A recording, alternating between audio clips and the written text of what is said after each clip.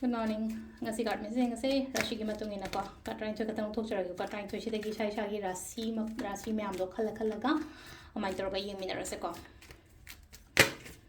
to sida le re ahan ba sida le re hani shubba ahum mari manga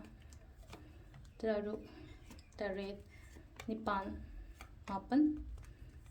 tara taramathoi taranithoi kwan ba se ko gi mesh rashi gi na selai se kai no ko mesh rashi gi na selai se confidence la yo aduga leina ko thabak to matam yam na riniti niyom chumna discipline leina thabak to ko mai pa kani ko aduga brisha gi na selai se pachanu sha ki ka leina ko hadi dum poset ya sa set phaba khotpa mai tar oil ko numit sa hona ga da ba numit oina oire mathun rashi gi na ko aduga se shisu again hona ba oina lai ko hadi hard work nga to oina lai ko hard work yam tawro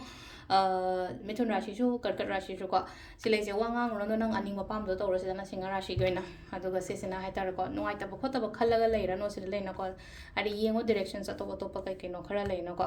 aduga sina tula gi na hari hope thamo positive yam oyo ko phabo ogani ko patience leiba mayam darkar roi sing